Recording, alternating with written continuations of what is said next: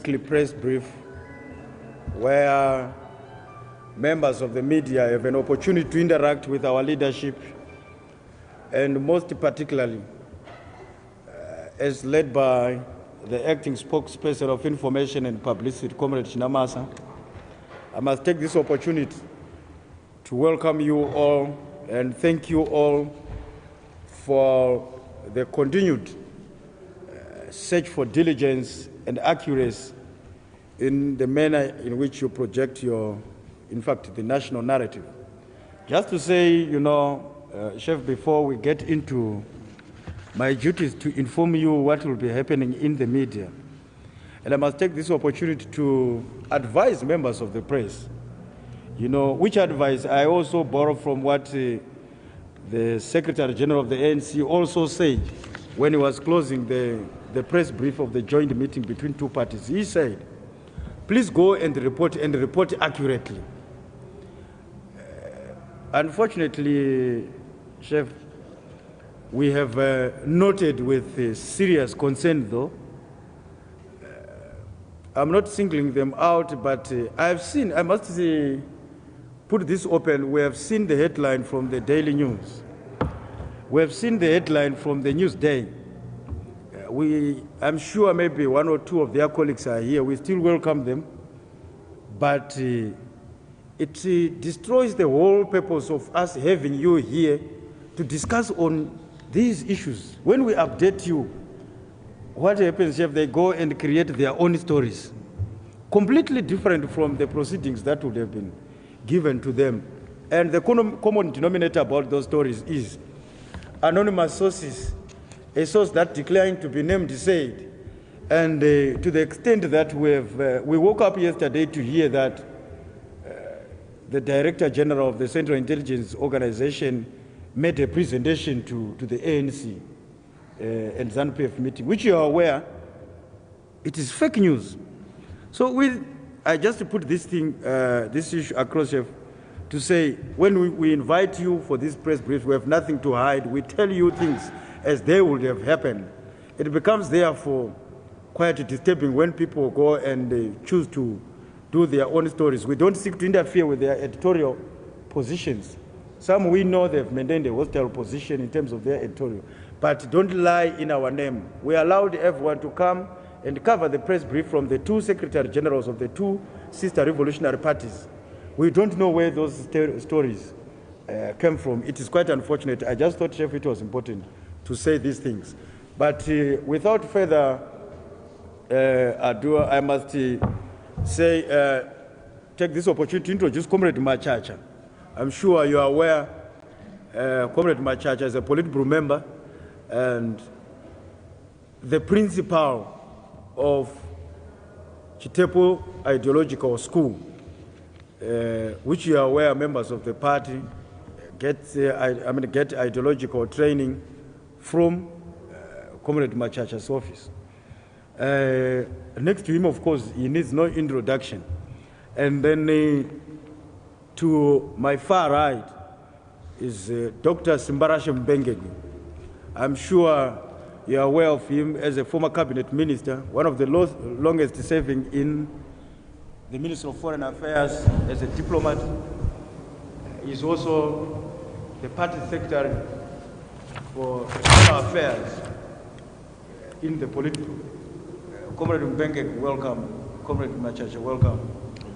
It's over to you, Comrade Acting Spokesperson, to engage our colleagues from the meeting. Thank you.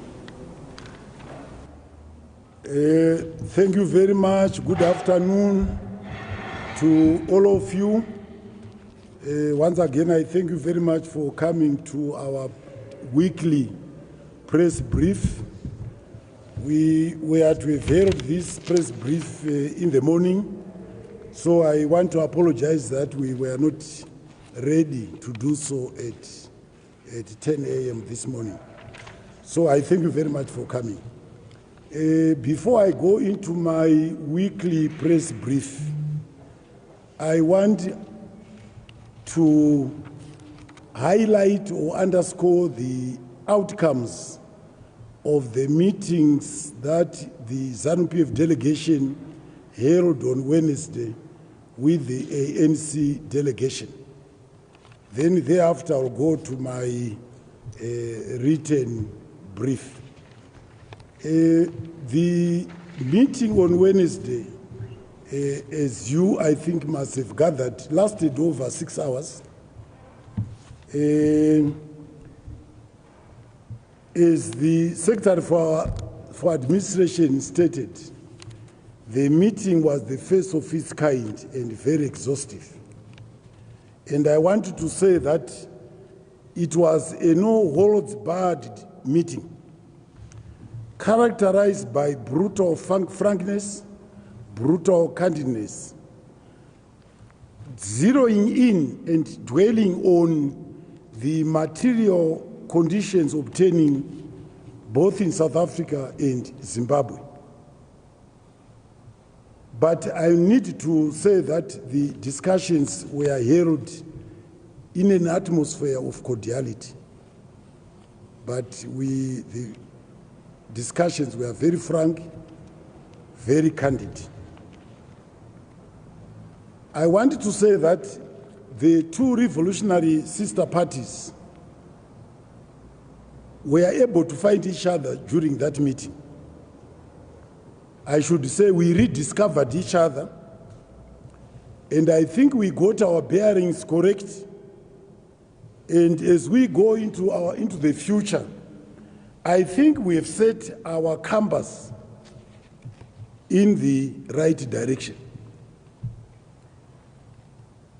First, we agreed that Zimbabwe and South Africa are equal sovereign states. Zimbabwe is not a province of South Africa. That we agreed very clearly. South Africa, in the context of international relations, South Africa is not a big brother to Zimbabwe.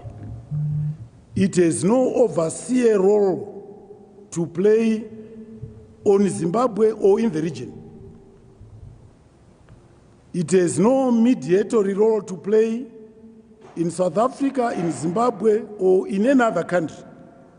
I should say we rediscovered each other, and I think we got our bearings correct. And as we go into the future, I think we have set our compass in the right direction. First, we agreed that Zimbabwe and South Africa are equal sovereign states. Zimbabwe is not a province of South Africa. That we agreed very clearly. South Africa, in the context of international relations, South Africa is not a big brother to Zimbabwe. It has no overseer role to play on Zimbabwe or in the region. It has no mediatory role to play in South Africa, in Zimbabwe, or in any other country. And not being a province of South Africa, it follows that there is no interventionist approach to the way that South Africa would relate to us. That became quite clear in our discussions. And therefore, we put paid to any interventionist approach in the way we relate to each other.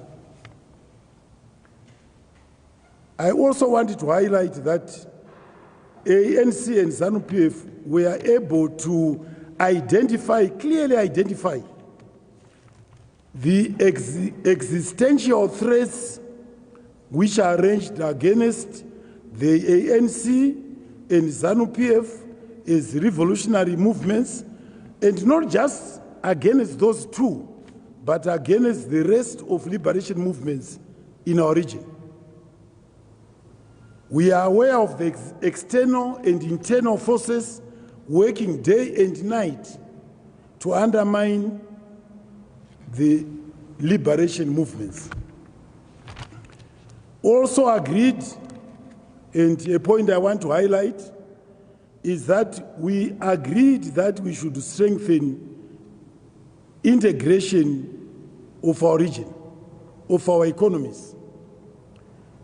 And of course, we realize, of course, that success in this endeavor will take time. It will be a gradual, progressive approach, but we must dismantle the apartheid economy relationship with the economies of its neighbors. That we have to do. We cannot allow it to perpetuate as is currently the case. We cannot allow a situation where economies outside the South African economy are warehouse economies. I think on that we were agreed that we should work seriously towards putting regional integration first on our agenda. And so, as we go forward, our meetings are going to dwell more on the economy of individual countries, economies of the region, and how we can integrate those economies. In fact, the point was made that, of course, the South African economy is more integrated to Europe and not to the continent. And this is a matter that needs to be corrected since we live in the same geographical area. So the skewed nature of our economic relationship is a matter that needs to be addressed.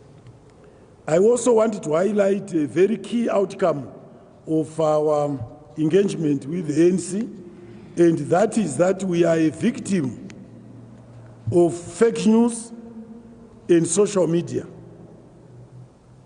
And that fake news in social media should never set our agenda, should never define our relationship to each other, which I think became a problem in the past. As we go forward, we should increasingly address the issue of fake news in social media so that they don't define our relationship, they don't set our agenda, they don't do anything of the sort. Which is why we agreed that, and they agreed, there is no crisis in Zimbabwe. There is no crisis in South Africa.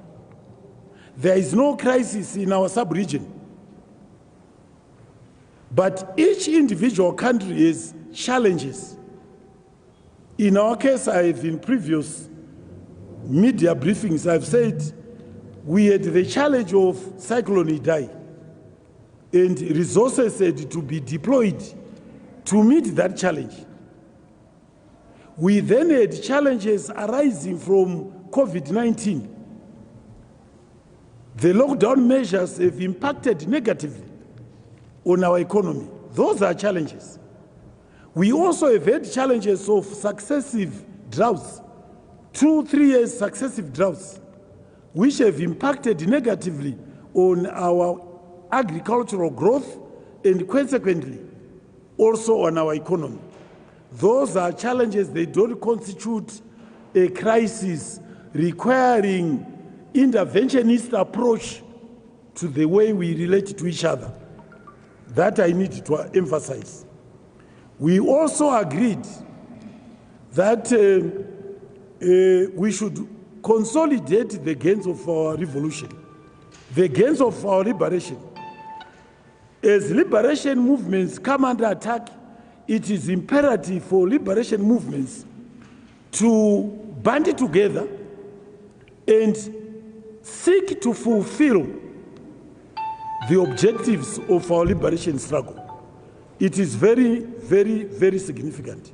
And we agreed that from now onwards, we should band together to maximize on the gains of our liberation. So that we agreed. Just as much as we agreed that the external threats coming from sources we identified arranged against the ANC and ZANU-PF and other liberation movement governments, whether it be Frelimo, whether it be SWAPO, whether it's MPLA, whether it's Chama Pinduzi, the threats are the same and the source of the threats is the same. So we agreed that it is our responsibility as liberation movements to fend off those forces, to defend our sovereignty, to defend the gains of our liberation, come whatever may. We also agreed that sanctions are a major handicap to the growth of Zimbabwe's economy. And therefore, ANC joined ZANU-PF once again. It has already also been calling for the unconditional lifting of sanctions. But we again made a renewed joint statement that economic sanctions should be removed unconditionally. There was also the issue about the space, political space that ZANU-PF considers is being given to the G40 elements who are fugitives from justice and who are resident in South Africa. We discussed that issue, and we believe that as we go forward, the hobnobbing that we had observed will come to a stop. We agreed, and this was also admitted, that Western countries are continuing to pile pressure upon pressure on the government of South Africa to act on perceived political crisis in Zimbabwe. And we know where the problems are. South Africa's media economy is still very much apartheid controlled, with objectives, of course, to perpetuate the inequalities that are prevalent in South Africa. So we recognize that handicap which is prevailing in South Africa and which militates and piles pressure upon pressure on our sister revolutionary party. So we agreed that we should never have communication that is through social media, through media communication, that we should meet regularly. And this is a resolution that came out from our joint meeting on Wednesday, that we were going to, as ZANU-PF, going to pursue very vigorously to insist that we meet regularly as sister revolutionary parties to exchange notes on the material conditions obtaining, not just in our respective countries, but also in the region, and how we can fight off and fend off those forces. And we agree that when we meet, top on our agenda on a regular basis will be discussion on our respective economies and the economies of the region. So I thought I should start with that before I go into my, what would, were it not for this meeting, would have been my weekly briefing. Let me now read my brief. Over the past weekend, the party, through the Department of Commissariat, held its provincial coordinating committee meetings throughout the remaining 10 provinces. We had, on Saturday and Sunday, PCC meetings in the 8 provinces outside Bulawayo and outside Harare. So we would want to applaud the Commissariat Department and the Politburo members who went out as deployees to various provinces to interface with our party structures. Politburo members took time to explain the party position on various fundamental issues affecting the country and the party, as well as report to our people on the progress we are making in fulfilling the manifesto in fighting COVID-19. Emphasis was placed on the irreversibility of the land reform program. I must say that we are going to have occasion when we can display the achievements that we've been able to make in the past 2 years under the new dispensation, so that you are aware, you become aware that the government has not been sleeping. It has been implementing. Our major, should we say, failure has been to broadcast those achievements. And we are going to have occasion when we can broadcast achievements that we can take you to see for yourself. So that it's not like we are it's propaganda. We can take you to some of those achievements so that you can see for yourself what the new dispensation has been able to do. But of course, they are aware of the efforts that the government has done to contain the spreading of COVID-19, to fight COVID-19. You are all aware. This is why you are here, we are alive. Members were also informed, that is ZANU-PF members, that the ongoing regularization of the land reform, which is expected to bring finality to the land question, is enshrined in the supreme law of the country, which we adopted in 2013.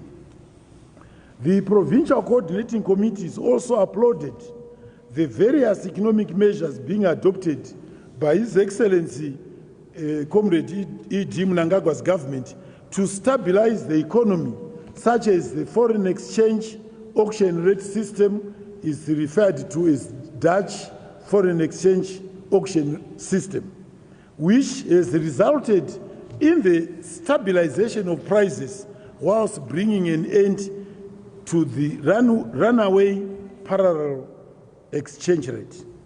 The Provincial Coordinating Committees also applauded the program on Pfumvudza that government is undertaking through the Ministry of Agriculture, and in which our people are actively participating. This Pfumvudza program entails those without any draft power, in particular, those are targeted. Without draft power, we have in the past benefited from presidential input scheme, being asked to dig holes, and we were told the area, how many holes they have to dig, and they use manure if they have any, and they will then qualify to be given 1 bag of AN, 1 bag of compound D, and 1 bag of lime, so that we maximize productivity even on a very small piece of ground. So that is a program in which our membership is in the rural area, A1, A2, all the settlement are actively participating. And for that we applaud government. And we have asked that we be given progress reports on how this program is being undertaken. I was deployed to Marsh East on last Saturday, and the report was that more than 250 households had been trained in this program. And of that, as of that week, already something like 80,000 households had fulfilled the requirements of Pfumvudza, digging up the necessary holes, and we are now ready to receive the presidential inputs. Let me refer to something that we all felt devastated. ZANU-PF was devastated and disturbed by the shooting incident which took place in Chivu, where assailants killed a soldier and injured one, and in the process disarming them and running away with their firearms. The soldiers, as you all know, were on routine duty enforcing lockdown measures which are aimed at mitigating the spread of COVID-19. ZANU-PF condemns unreservedly the killing of our patriotic soldier and the injured one by these, and injuring the one who is hospitalized, perpetrated by these assailants.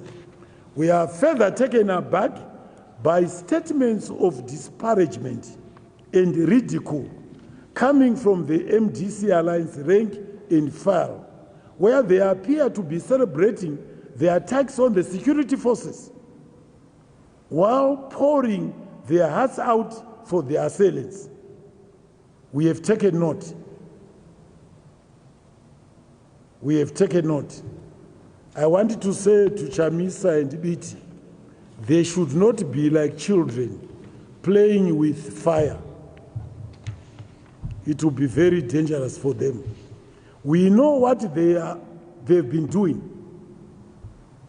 We are not surprised by the stance they are taking. We are aware that the MDC has been training, sending to Serbia and Moldova renegades who are being trained to prepare Molotov cocktails to come and cause mayhem and violence in our country.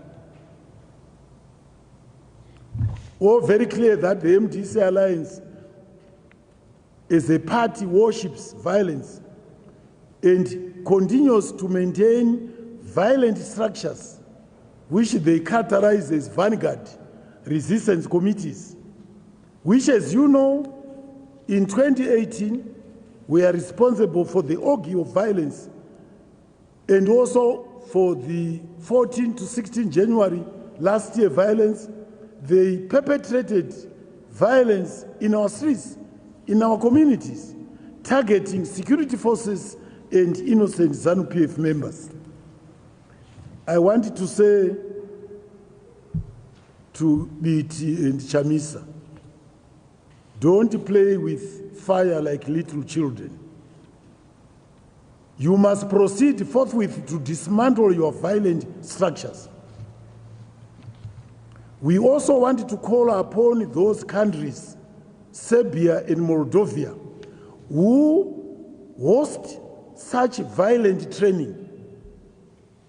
We also want to call upon those countries which we know, which are funding the perpetration of these violent activities, training people like they are a militia, like they are soldiers outside the borders of Zimbabwe. And you think that ZANU-PF government will tolerate that? We will not tolerate.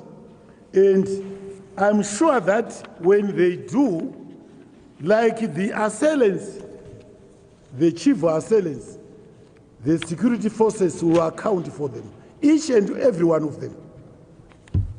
And there should be no complaining to anyone when people who have been trained in Moldova and Serbia come on our shores and are accounted for. We should not receive any complaints from anybody, including the US ambassador. ZANU-PF is grateful to our security services who have risked their lives daily to maintain peace in our country. We can condemn in all earnest the attack on the two soldiers. We will not tolerate such attacks on our members of the security. The tracking down of those assailants and their subsequent death should serve during a shootout with law enforcement agents, should be taken as a stern warning to all like-minded violent mongers in our society that our security services forces will never allow them to disturb the peace and harmony that we've enjoyed in our country since our independence.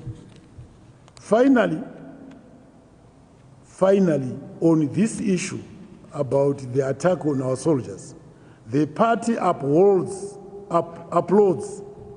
the role played by our people, ordinary people, particularly the residents of Chivu, who provided first aid to the 2 soldiers and ferried them to hospital.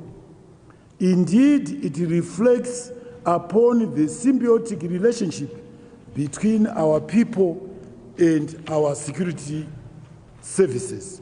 Long may it continue. That is the attitude that will guarantee peace and stability and tranquility in our country.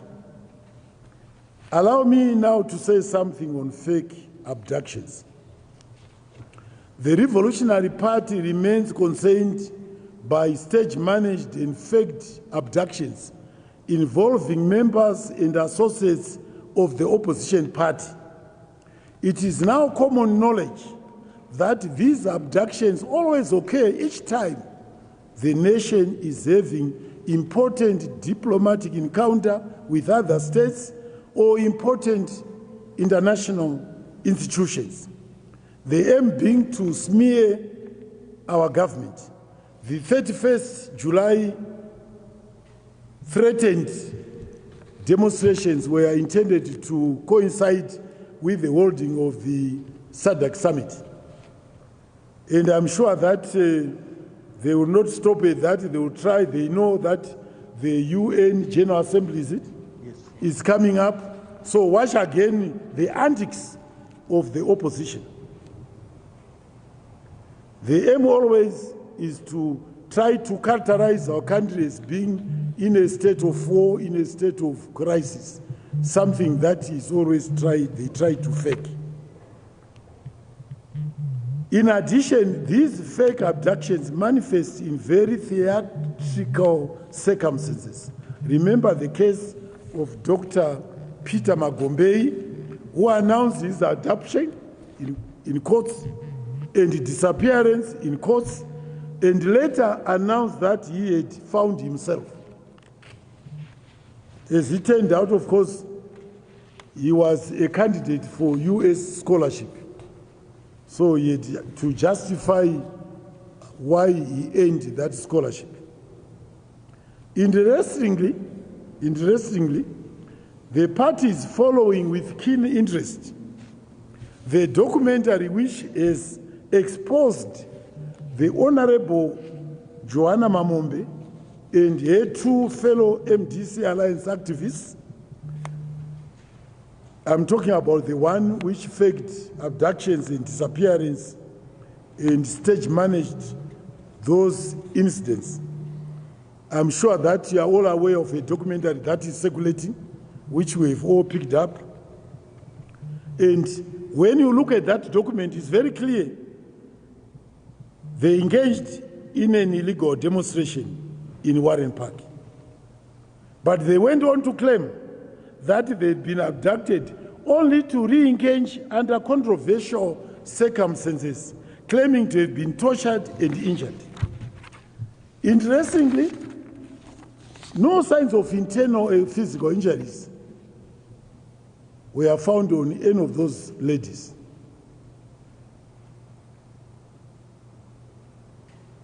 They also, during the time they say they were under torture, the documentary shows they've been found to have been in constant communication with some MDC Alliance officials and also traveling around the country during that time. If you are a captive, you are being tortured, there is no way you can have the freedom to communicate with your friends. There is no way you could be found in another part of the country. No way. But that is what the documentary now reveals. As a revolutionary party, we are grateful to some members of the Fourth Estate who are also assisting towards the truth through investigative journalism, particularly the documentary which has exposed the fake abductions and disappearances. I wanted to applaud the Fourth Estate. And as I've always said, whether we are talking of corruption or any evil of society, please feel free, investigate, but come with evidence.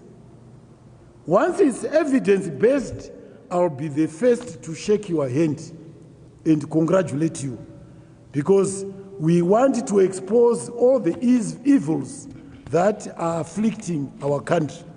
And so, investigative journalism, yes. But fake and stage-managed abductions and outcomes of investigations, which are stage-managed, no. 100 times no. So this documentary shows that the investigative journalism is that is what is there for. To investigate what anyone would want to put under the carpet, whether it's government or anyone. If any corruption is committed and people wanted to sweep it away, and through investigative journalism, you expose it, please, I'll be the first to shake your hand, to congratulate you, and to wish you well, and to give you a message that you should continue doing more of that work. We need more of that work. But these ladies, according to the documentary, went about their daily errands when they were under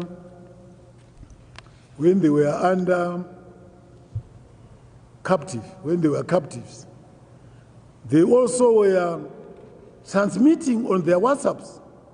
The messages that in fact have been investigated are WhatsApp messages during the time they claim to have been abducted.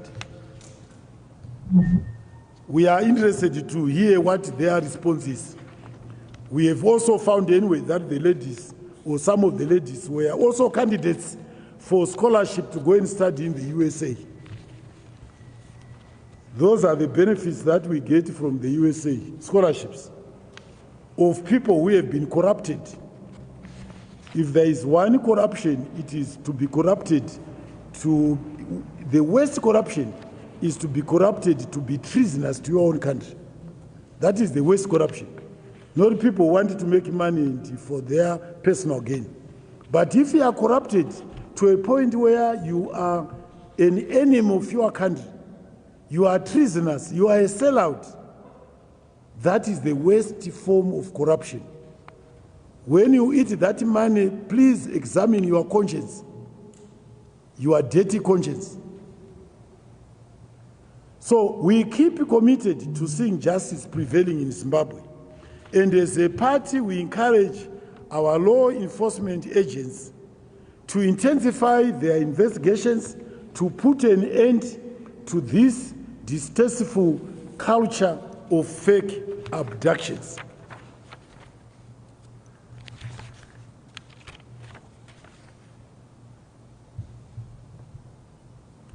Let me also say, this is an announcement. Next Friday, that will be the 18th, isn't it? Next Friday, ZANU PF is going to be holding an e-gala. E-gala because it will not take the form of the usual galas that we have been accustomed to in the past. It will be in HICC. Artists will come to perform,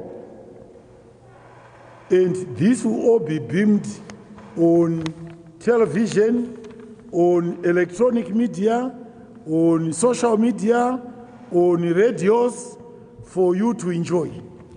It will be for the whole night. We are celebrating, it's a belated celebration of our 40 years of independence. And also we are celebrating, it's a belated celebration of our heroes. Those who died and are buried in unmarked graves in Tanzania, Zambia, Botswana, Mozambique, Zimbabwe. We want to take the opportunity to honor them through that celebration. So we are dubbing the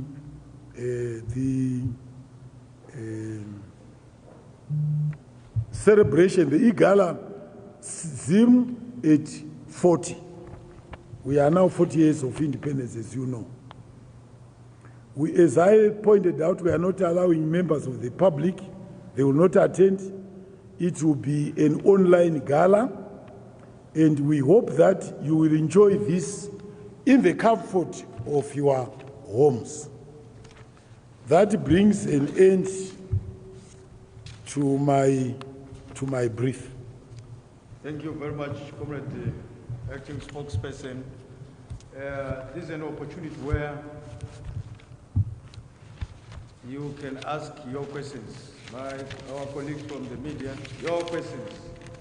And I normally point to this occasion, to this moment as the most crucial moment, because I feel this is the moment where you can ask your questions, and then before you write headlines on the basis of lies, clarify, or as it were, seek explanations on things that you may feel you really need to know from the leadership of the party.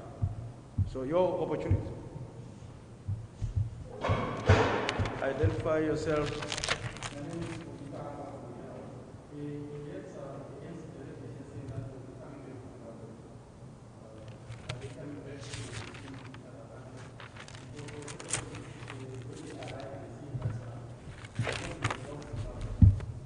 Sorry, say that again. Help.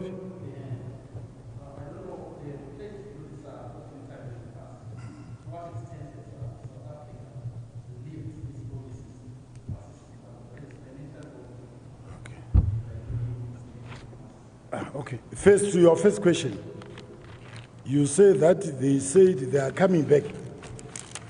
Clearly, that is outside the agreement that we reached in the meeting on Wednesday. I've not followed what they said after they arrived in South Africa. But what I can categorically say, as I mentioned, the meeting was very frank and candid. We agreed that Zimbabwe and South Africa are equal sovereign states, and that on the basis of being equal sovereign states, there is no interventionist approach to anything that we relate to each other. That we agreed.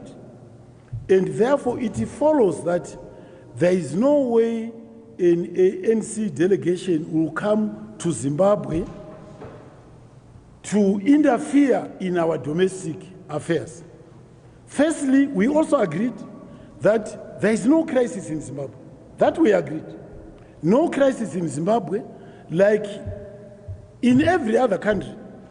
And in fact, and I would not want to go into this, we charged other countries in SADC the challenges that they are facing. But clearly, we dwelled at length on the challenges that the South Africans are facing, ourselves are facing. And I've already put on the table what those challenges are. They do not need any outside interference. What Zimbabwe needs at the moment is access to capital, which, because of sanctions, we are unable to do, which leaves Zimbabwe only one option: to lift itself up by our own bootstraps, which is what we have been doing over the past 20 years. With respect to any assistance offered, whether by South Africa, by anybody, let me put it on record that, and I'm also talking as a former Minister of Finance, Zimbabwe has not received any assistance of whatever nature from South Africa, from the South African economy, other than us selling or importing from South Africa. If that is the assistance you mean, maybe. But if you are talking of direct assistance, Zimbabwe has not received a cent since independence, for your information. As you know, from independence to 1994, it was an apartheid regime. And Zimbabwe wasted a lot of resources in not only harboring our colleagues, the ANC cadres who are fighting the apartheid, but also being subjected to, should we say, to negative approach in our relationship from apartheid regime. I want to repeat, we've not received a cent as Zimbabwe from the apartheid economy or from the post-apartheid government. That I can tell you offhand without any pre-verification. So the assistance which is now being touted about, if it's true, clearly, if they've not stood by us economically in the past 20 years when sanctions were imposed on us, how can anyone seek to stand by us economically when we are almost out of the woods? Once we sort out our agriculture, and we are going to undertake a lot of irrigation, and on one of my briefs, I will have something to say on the measures that government is taking to beef up our agriculture. Once we get out of the woods, and it's not a very long that we'll get out of our woods, we'll mend our economy. We will not need any assistance promised or not implemented at all. So I want to respond to your question to say we have not received any cent from South Africa since independence, whether from apartheid government or from the post-apartheid government of the ANC. We have not. What we can say is that we have received diplomatic and moral support after we embarked on the land reform. That I can say. And as you know, at our request, not only as an imposition, we had a Mbeki-mediated dialogue in our country, which resulted in the inclusive government in 2009. At our request, Mbeki did not impose himself on us. We requested him in order to defend the gains of our revolution, which were being threatened because of threatened military invasion on Zimbabwe by the Blair government. If it had not been thwarted by Mbeki, we could have been talking a different story. We could be actually right now still fighting the British like we did during the first and second Chimureka. And we are still fighting them during this land reform program. We are still fighting them. The British and the Western countries will never accept and agree and forgive us for taking the land and redistributing it to our people. They will never.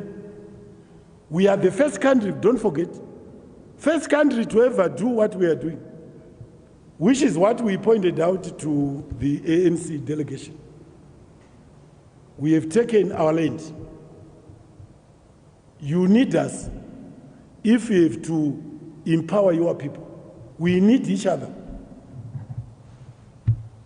They have to empower their people also in the same way that we've empowered our people. It's our revolutionary obligation as revolutionary parties to fulfill the gains of the liberation, whether it's here or in South Africa or in Namibia or in Mozambique. As you know, in Mozambique, again, we went to great lengths to fight apartheid, which were assisting Renamo, in order to ensure that the Frelimo government survives. And we succeeded. We are not a rich country, but we were able to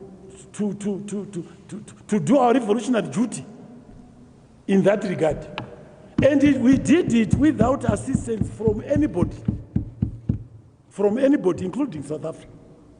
We never received any help from South Africa the years we spent in Mozambique. Similarly, we went again in a revolutionary duty with Angola and Namibia to DRC to prop up to defend them from external aggression. Again, we did it through our own resources. We never received a cent from South Africa. We received the collaboration of the Angolans and the Namibians. Of course, we know that there are other countries which then came to try to exploit the opportunities now created by the political stability that we had established in the DRC. There are other people now enjoying the benefits. Zimbabwe is not there. But for us, we remain very proud of our contribution, not just to the region, but also in charting the revolutionary path to fulfill the objectives of the liberation struggle. I hope I've answered you. Yes, Lawrence. Speak aloud.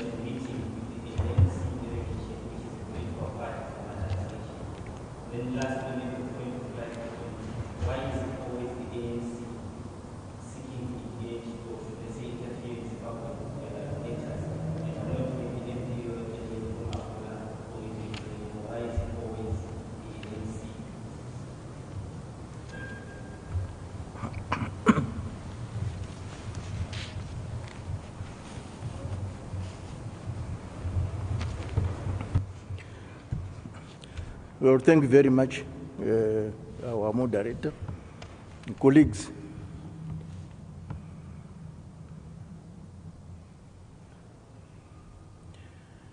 As already stated, friendly and sisterly organizations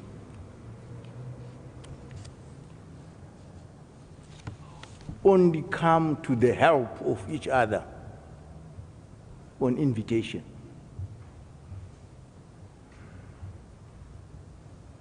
We help each other on invitation.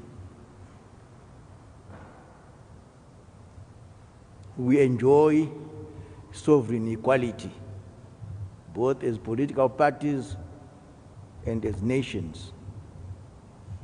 Therefore, no party, especially a sister party, can impose itself on another sister party. It is common knowledge that some individuals in our sister party, the ANC, had been made to believe that there was a crisis in Zimbabwe. We are not sure how they became convinced of that, but some of them came here with that notion. However, in our meeting, which lasted the whole day, the notion of a crisis in Zimbabwe was quickly dismissed. And both sides agreed that there was no crisis in Zimbabwe. Both sides agreed that yes, there were challenges, but these challenges were not unique to Zimbabwe.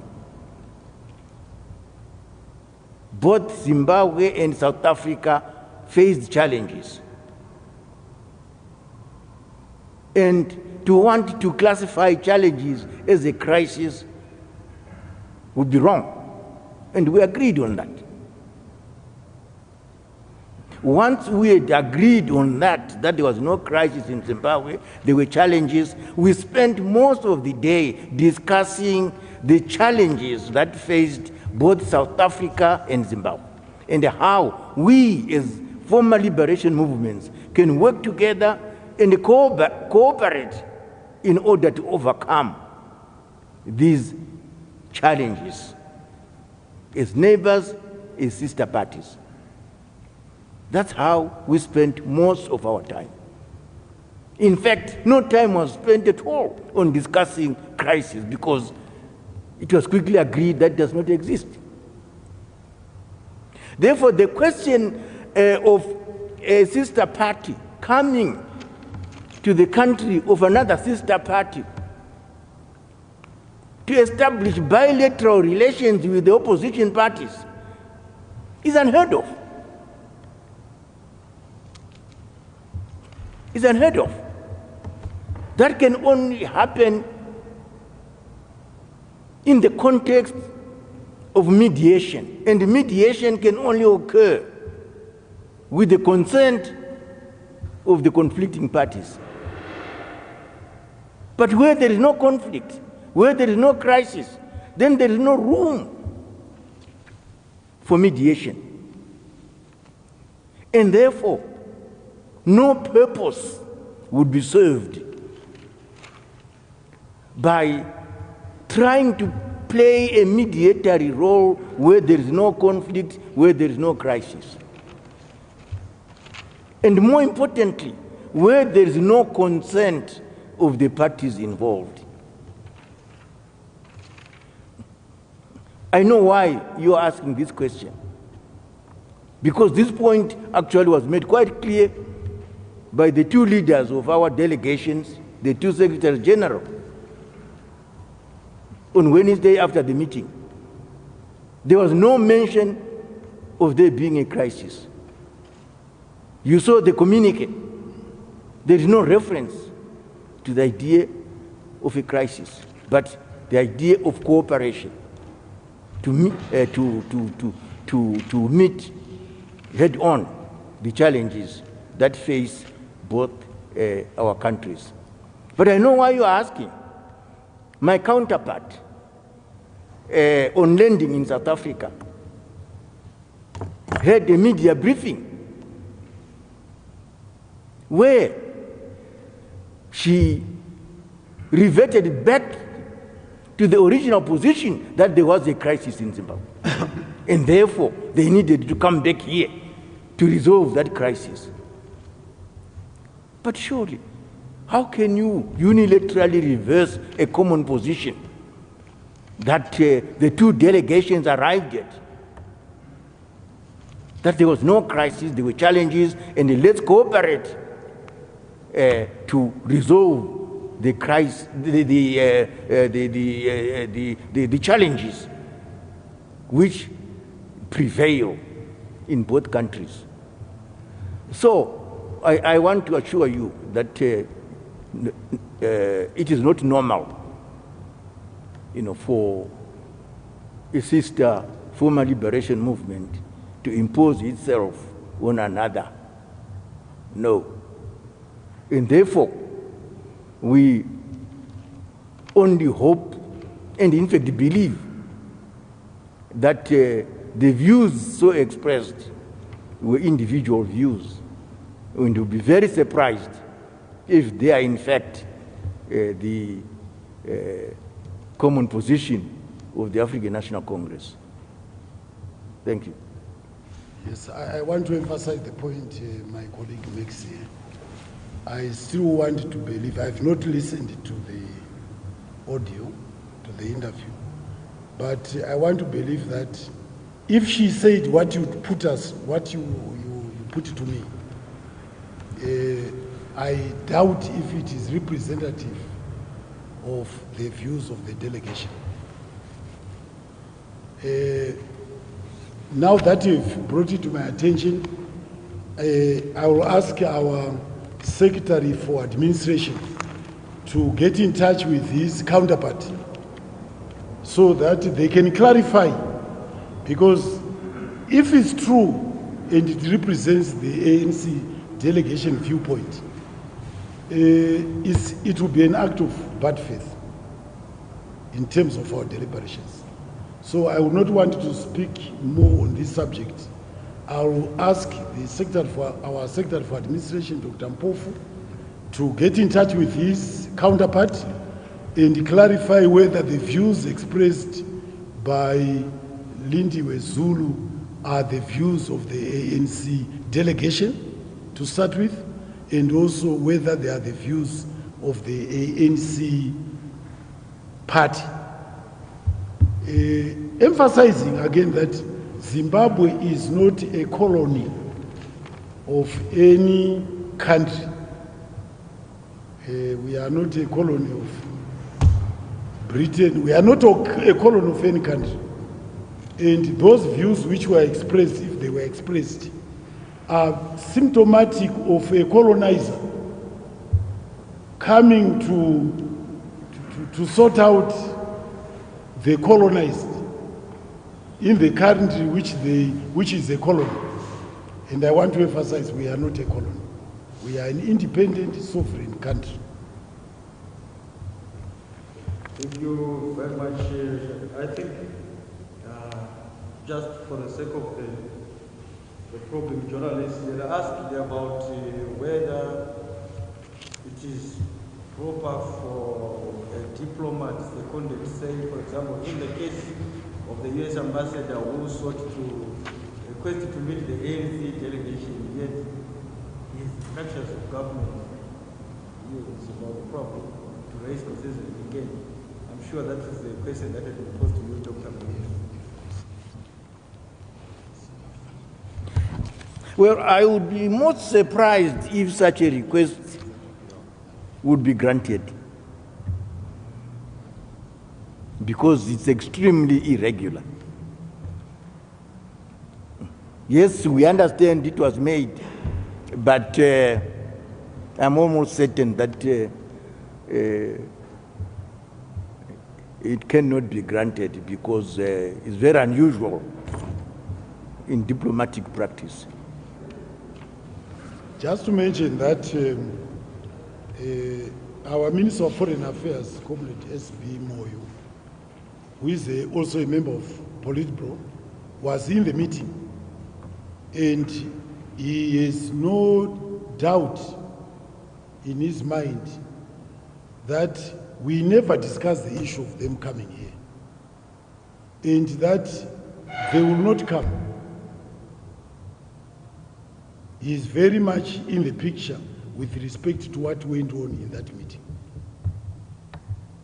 The matter was never raised that they want to come, and if they'd raised it, we told them it will not happen. Thank you very much. Just a brief rejoinder. In fact, as part of the general discussion, the ZANU PF side pointed out that it would be absolutely inconceivable for ZANU PF to send a delegation to South Africa to go and engage with the DA and the Malemas to check whether what we learned from the ANC was correct. You know very well, before you go there, what they will say. So why go there? You know exactly what they're going to say before you even go there. Anyone who would come and talk to the opposition here, you know the lies that they always tell, and they repeat, and they regurgitate. And totally unverifiable. He was correct. You know very well, before you go there, what they will say. So why go there? You know exactly what they're going to say before you even go there. Anyone who would come and talk to the opposition here, you know the lies that they always tell, and they repeat, and they regurgitate. And totally verifiable. But they are made anyway. And of course, when it was put to our colleagues from the ANC, they hadn't actually looked at it from that perspective, and they realized that they would find that totally unacceptable. If it is unacceptable to them that a sister revolutionary party goes and establishes bilateral consultations, behind the back of their sister party, it would be wrong. So why should it be right when it is now in the situation of ZANU-PF? So really, the issue died in the meeting. It is in that context that we also raised the issue about them hobnobbing with the G40 fugitives from justice. And we pointed out very clearly that we found that to be a hostile act against ZANU-PF. And we asked them to clarify whether they are treated in South Africa as fugitives or political activists. No, it's or as refugees. If they are refugees, the international law should apply. International law does not allow refugees to be politically active in the countries which is hosting them. It's very important that we say this, because it's something that we clearly discussed. It's not right that they should hobnob with the G40 elements in South Africa. And we pointed out to them that, in fact, they are fugitives from justice. And I must acknowledge that they said, if that is the situation, why are you not applying for extradition? And this is advice that we got from them, which I'm sure our law enforcement agents will be able to take up with. But whatever it is, it's not right for a friendly neighboring country to harbor political malcontents who remain hostile against a neighboring country, which in fact the G40 elements are. As I see it, the bottom line is that we are going to meet frequently. And I'm sure that we are going to honor this resolution sooner rather than later.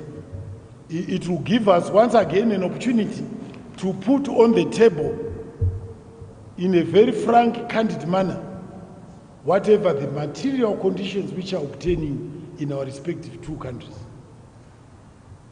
You need to also understand that when discussing about who is exploiting who in our economic relationship, we put on the table that we are there aware that the bulk of our gold which is smuggled by South African citizens with South African number plates. If you go to people who are roaming in Chiazwa, they are South African citizens wanting to buy illegally our diamonds. If you go to all our gold producing centers, especially under the artisanal miners, what you find there are South African number plates. They have the cash, so they are buying and smuggling it out to South Africa. We pointed out that. We also pointed out that, in fact, we are there aware also that the platinum companies here, we export platinum to South Africa for refining. Go to people who are roaming in Chiazwa, they are South African citizens wanting to buy illegally our diamonds. If you go to all our gold producing centers, especially under the artisanal miners, what you find there are South African number plates. They have the cash, so they are buying and smuggling it out to South Africa. We pointed out that. We also pointed out that, in fact, they are aware also that the platinum companies here, we export platinum to South Africa for refining. And we are only paid for 1 mineral. As you know, the platinum ore contains not just platinum, but I think 3 or 4 other minerals, rhodium, Up to half just that. silver, and so on. And we only get paid for one because we have no refinery. Something that if we are able to establish a refinery, we should be able to correct. So these are issues that we need to have frank discussions upon, including the vast majority of our Zimbabweans who occupy very, should we say, important positions in their industry, in their commerce, in their banking, in their insurance companies, and so forth, and making a contribution to the economy of South Africa. This is not acknowledged, but as we deliberate in future meetings on the economy, these are issues that we should put on the table.